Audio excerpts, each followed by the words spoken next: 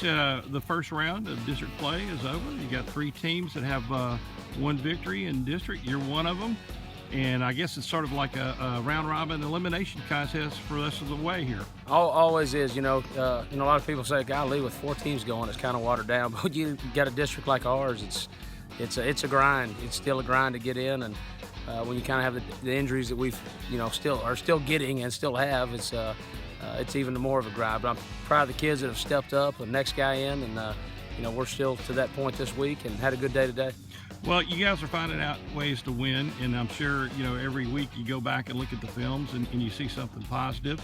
Even though the Leopards were held to 14 points, what were those this week? A lot of positives. Defensively, there were a lot of positives. Obviously, the 3 15-yard personal foul penalties post on third down stops are things that hurt you. 2 of them were in the 1 touchdown drive at the end of the half. So, 2 of the 3 were hustle plays. The third was a hustle play too, but that's the only one that really I think we need to correct. Because it's not a pre-snap and post-snap penalties are the ones that kill you. Those penalties in between the whistles you can live with because they're effort penalties. So defensively we've got to clean up those things, or we would have had a shutout. And offensively, it goes to those pre-snap penalties. We had a few kind of drive killers and with some false starts and different things, and then obviously with Coulter going down, it kind of hurt us.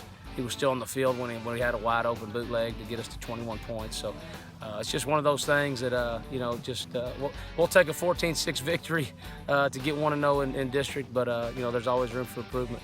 Now, how's he doing? I mean, how will you deal with that injury? Well, he's going to be week to week probably. It's an MCL sprain. So things look good. It's not a season-ending deal or anything like that. So it'll be a week-to-week thing, and we're going to give him a lot of rehab this week and some of those things. And you never know. So hopefully, we're hopeful that he'll be back sooner than later. Who stood out, especially on defense for you? Day-Day, we call him Day-Day. David was one of our top point getters.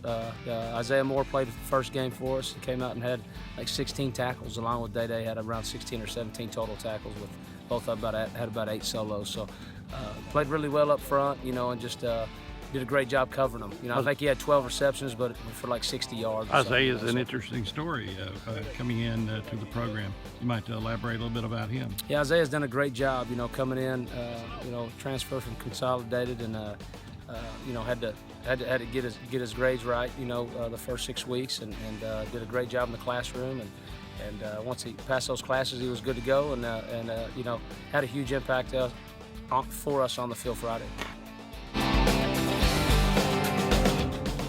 Getting here, it was good. I'm happy that I'm able to live with my uncle, Lewis Anderson, and just show me the most love and just get me through this, even though I don't know many people here, but the football team that came in, they made me like one, and I'm glad to be here. Well, when I came, they wanted me to know, they were helping me one-on-one, giving me all the lessons I needed to know, giving me all the plays. They didn't let me struggle, and as soon as I came, they knew where I came from a big school, and they had high expectations, and they just helped me every way they could. I really like it. I used to come here every summer, and so I know just a couple of people, but I really like it here. I like the small town, and everyone's just friendly, good community. 135 yards for Jericho Hart the other day. That just doesn't happen. Your offensive line is playing well. Tell us who's been grading out pretty consistently for the Leps this year. Most part, all of them have been. We've had our ups and downs, and obviously, with the injuries that that have been given to us. But it's a lot of seniors. So they've taken a little bit of ownership of the offensive line, kind of taking it personal. Losing J.K. and everything, and but mostly Ezekiel Garza. Kirk Wade Palashik, 2 guys who've been steady, also senior returning starters from last year as well. We've gone to a kind of a script that's made us maintain drives and maintain our focus and make sure we're locked in the whole time. You alluded to the JK's talent. With him, just a little crease was enough to break him out. Now, your guys, does it put a little bit more pressure on them to maintain and hold their blocks? Yes, it does. Yeah, like you said, he needed the smallest of creases to go house. And the other guys, we need to maintain our blocks and stay focused. attacking them for, we say 7 seconds, but obviously it's till the whistle blows. But, that's been a big point of emphasis, since JK's gone down. Tell us a little bit about your offensive line and what they're doing in front of you. Oh, they're doing spectacular.